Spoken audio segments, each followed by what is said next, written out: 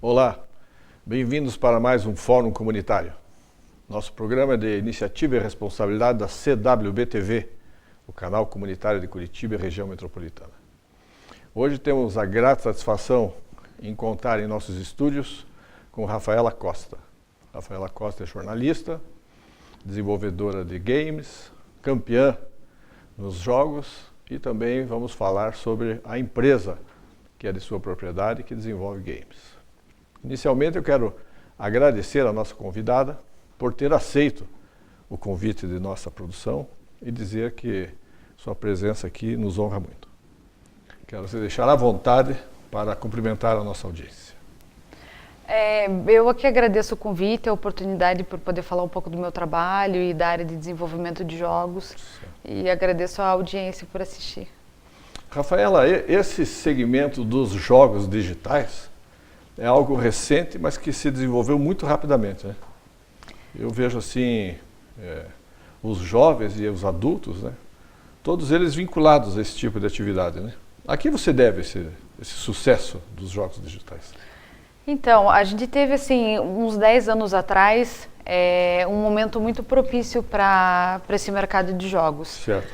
E ele acabou dando uma diminuída, e pelo menos aqui em Curitiba, no Paraná, onde também eles, o foco acabou indo para Pernambuco, onde eles têm um polo de desenvolvimento muito grande lá, por causa do César e o Porto Digital. Curitiba está se tornando um novo polo digital.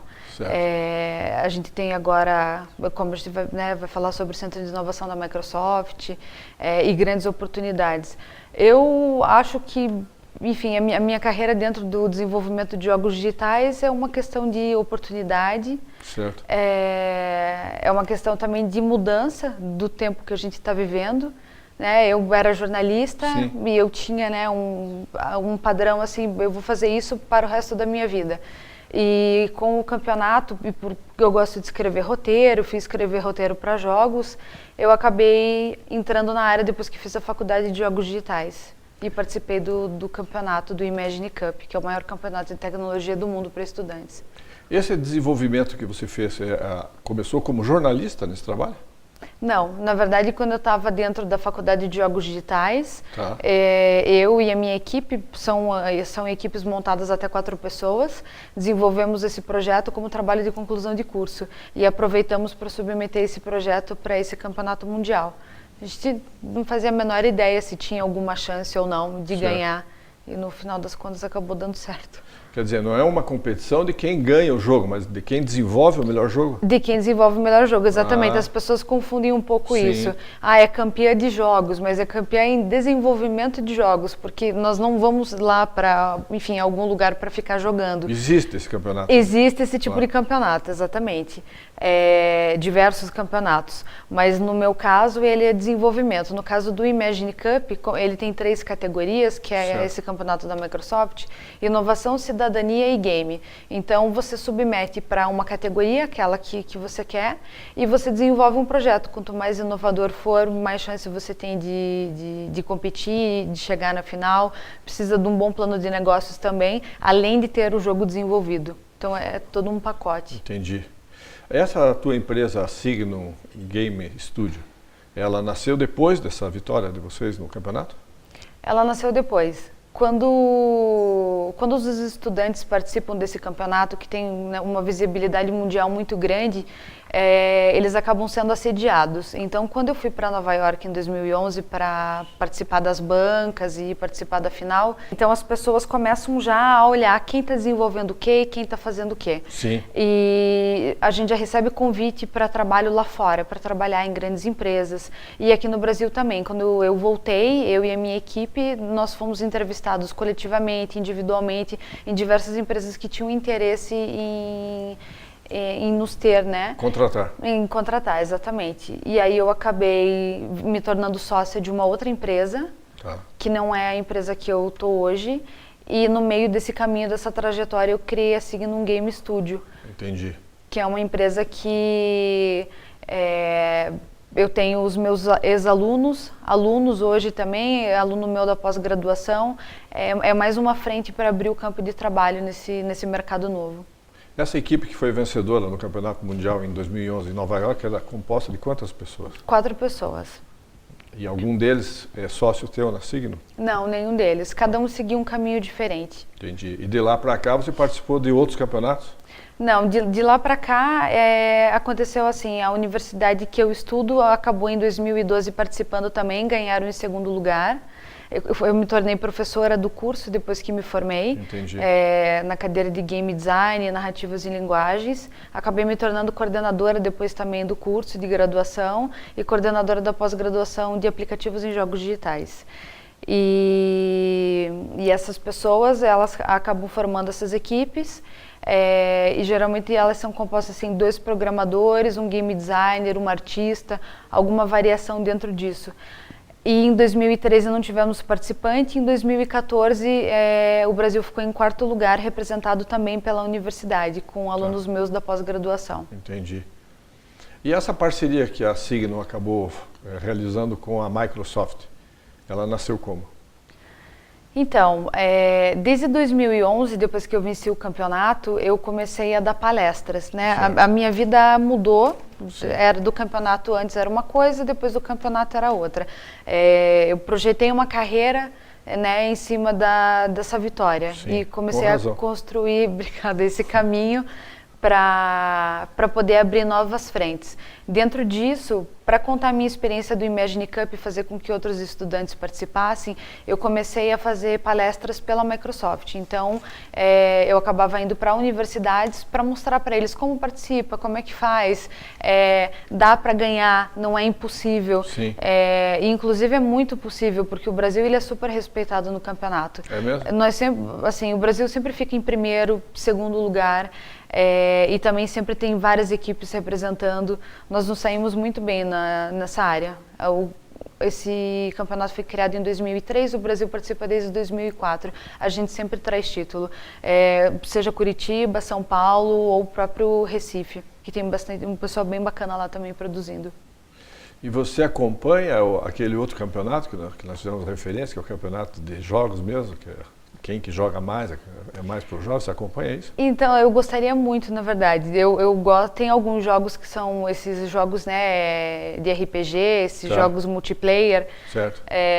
Que estão em alta agora, e tem esses campeonatos e prêmios muito bons também em cima desses campeonatos. Mas para você jogar um jogo desse exige um certo tempo, sim, né, e uma dedicação. E eu, infelizmente, não tenho muito tempo para jogar. Você não joga? Eu jogo. Qual que você prefere? O meu jogo preferido é Resident Evil, que é um shooter, é jogo de zumbi, é jogo de tiro, é o que eu gosto mais. Joga sozinho esse, né? Dá pra jogar sozinho ou dá pra jogar em dupla. Entendi. Mas esse é o estilo de jogo que eu mais gosto, mas eu jogo todos os tipos de jogos. Porque como eu sou game designer e a minha função é escrever o jogo, escrever as regras, escrever as mecânicas, o roteiro, como é que o jogo vai ser, eu preciso sempre estar por dentro do que está acontecendo e como é que está acontecendo a evolução dos jogos. A gente ouve muito, a gente que acompanha isso, que tem filhos adolescentes e tudo, que certos jogos eles seriam nocivos a certas reações da personalidade do jovem e tal. O que você pode nos dizer a respeito disso? Bom, esse assunto acaba sendo bem polêmico, né? Sim, muitas vezes. Não tem comprovação científica ainda de que jogos realmente afetem as crianças. Pro bem ou pro mal? Ou pro bem ou... a gente pode falar pro bem daqui a pouco, porque o jogo ele influencia muitas coisas. Sim.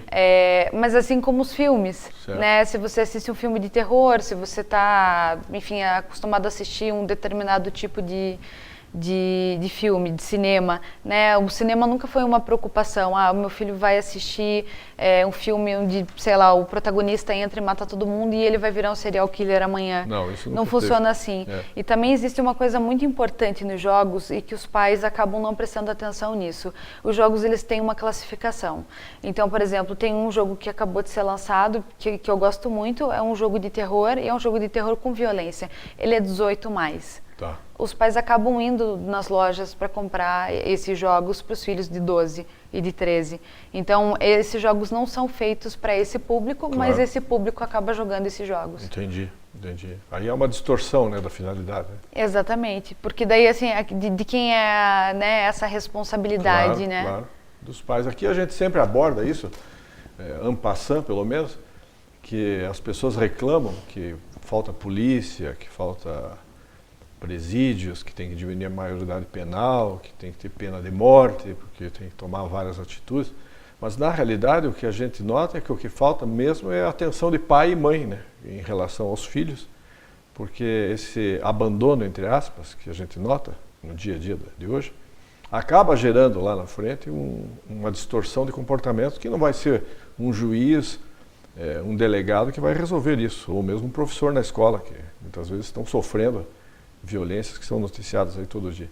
Então, essa atenção dos pais em relação aos filhos é que pode gerar amanhã ou depois um cidadão de bem ou uma pessoa com problemas. Né?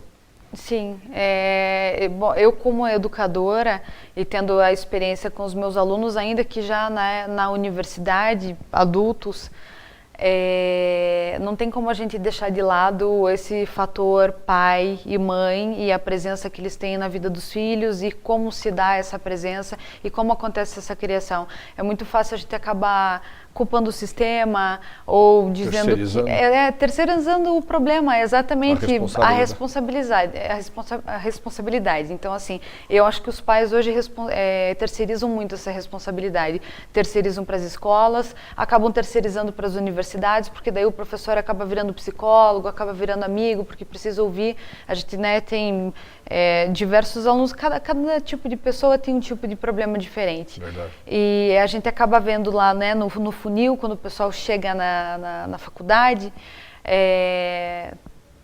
todo esse histórico. O histórico do pai que não estava presente lá, que deixou de fazer assim, e aí a gente percebe os comportamentos dos alunos. Verdade. Como é que eles se comportam e como é que eles agem, né? Traz muito desse reflexo. Verdade. Mas falando da parte dos jogos bons, sim.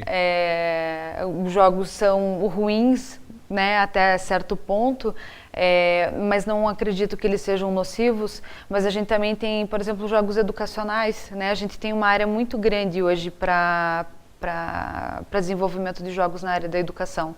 Então, MBA hoje, por exemplo, é acompanhado com material de jogo. Você vai estudar a apostila, você vai fazer aquele módulo e você também vai jogar um jogo para poder aprender sobre aquele assunto. Entendi. Na área de negócios, por exemplo. Entendi. Então, a gente tem essa presença forte desse material educacional dentro do... O que eu noto, Rafael, é que às vezes há um excesso de tempo dedicado, estou falando das crianças, dos jovens e até dos adultos, né? Uhum. Dedicado a esse player, né? De ficar na frente do console do videogame, e isso passa a noite, fim de semana começa na sexta-feira, e segunda de manhã tem que ter alguém lá que tire, porque a pessoa não sai de frente, né, do equipamento. Né? Isso é um certo abandono, né, que acontece muitas vezes. Né? Mas isso são distorções que qualquer atividade acaba acarretando se não tiver um monitoramento. Né? Moderação. Moderação, exatamente. Desde a área de jogos como para qualquer outra área, precisa ter essa moderação. Né? Você fez referência aos filmes, né? Uhum. Mas o filme ele tem 2 horas, terminou, levanta e... Né? Agora exatamente. O game, muitas vezes, o menino ou a menina ficam no quarto, né? Hoje cada quarto virou uma casa, né? Dentro de casa. Né? É verdade. E aí fica, né? Não há assim um gerenciamento disso. Né? Eu sou suspeita para falar porque, assim, em épocas em que eu tinha a vida menos corrida, eu já passei final de semana inteira jogando. De começar na sexta-feira e parar só domingo à noite, porque tinha que acordar cedo para trabalhar na segunda-feira. Isso é comum, né? É uma forma, eu acredito que de diversão, né? Os adolescentes, as crianças, os próprios adultos encontraram nos jogos mais uma forma de entretenimento, e isso está cada vez mais forte. Verdade. Então, eu escuto às vezes algumas pessoas falarem assim: nossa, eu perdi o meu final de semana inteiro jogando. Eu ganho o meu final de semana inteiro jogando. Quando eu consigo jogar, para mim é uma realização. Entendi. É uma felicidade. Tá certo. Cada um com a sua cachaça, como diz, né? Exatamente. E também tem toda essa questão da imersão dentro do jogo, né? Sim. Cada jogo é tratado de uma forma e ele vai te abduzir de certa forma, né? Então, se você joga um jogo que você gosta muito e aquele jogo é um jogo que tem uma história, tem um enredo por trás. Te envolve. Tem gente que quer ver o final, que quer ver rápido. É como ler um livro. Por exemplo, eu leio um livro em 2 dias. Eu não consigo passar uma semana lendo o livro. Eu preciso saber o que vai acontecer. Entendi. Né? E no jogo também acontece da mesma forma. Então, eu acredito que também depende muito do comportamento de cada um. Verdade. Hoje o programa Fórum Comunitário tem a grata satisfação de receber em seus estúdios Rafaela Costa. Rafaela é jornalista, desenvolvedora de games e proprietária da Signum Game Studio. Eu quero explorar um pouco mais a nossa convidada a respeito da empresa Signum. O que ela vem fazendo? Qual que é o foco da tua empresa? Então, a Signum, ela é uma empresa que ela acabou surgindo por conta de demandas que eu acabei tendo ao longo desse caminho. Depois de 2011, como eu comentei, que eu venci o campeonato, eu fui criando laços com a Microsoft e laços esses que no último ano ficaram mais fortes. Eu fazia várias palestras para eles, tenho muito contato com o pessoal técnico, os evangelistas, e me transformei em MTAC, que é uma espécie de um embaixador para a Microsoft. Então, eu tenho um cargo dentro da Microsoft que faz com que eu desenvolva esse trabalho aqui na nossa cidade. Então, eu vou conectar a Microsoft com o governo, eu vou conectar a Microsoft com as universidades, com as instituições de ensino. Quando vai ter um hackathon, um evento, alguma coisa assim, né, um final de semana de desenvolvimento de jogos, eu trago a marca da Microsoft através desse projeto de MTAC.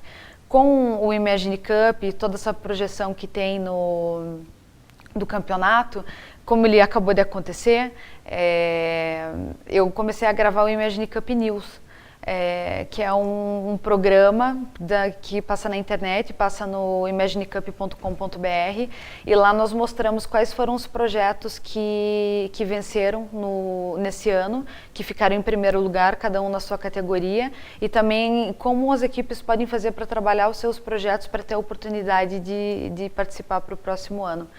Então, assim, todo esse relacionamento foi crescendo. Então, eu tenho vários relacionamentos com a Microsoft.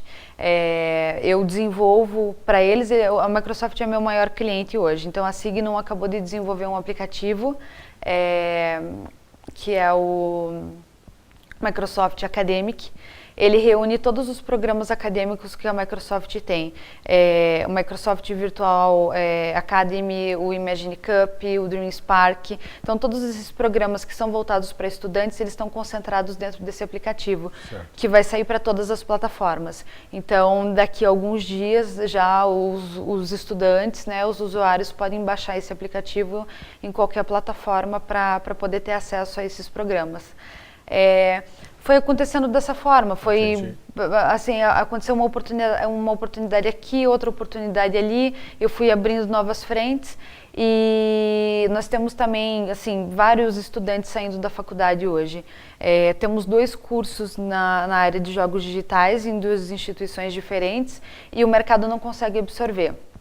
Então, quando o aluno sai, ou ele vai procurar um emprego no mercado local, ou ele vai para São Paulo, de repente tentar um emprego em alguma empresa grande, ou ele vai para fora, né? Não tem muita opção. É um mercado muito bom, é um mercado que dá dinheiro, é um mercado bacana, mas você tem que entrar nesse mercado sabendo para onde você vai depois. Você tem que ter muito bem aonde você quer chegar.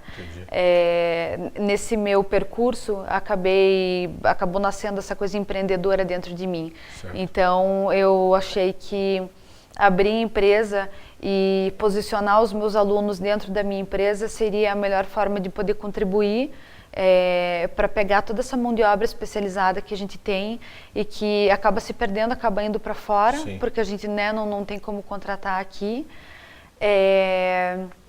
E, enfim, além de aplicativos, jogos digitais, né, que é o foco da empresa, jogos mobile, jogos para computador, jogos educacional, serious game, todo tipo de jogo. Você fez referência que Curitiba está se transformando num polo Tá. dessa atividade. Existem muitas empresas já instaladas, trabalhando nessa área? Tem várias empresas em Curitiba.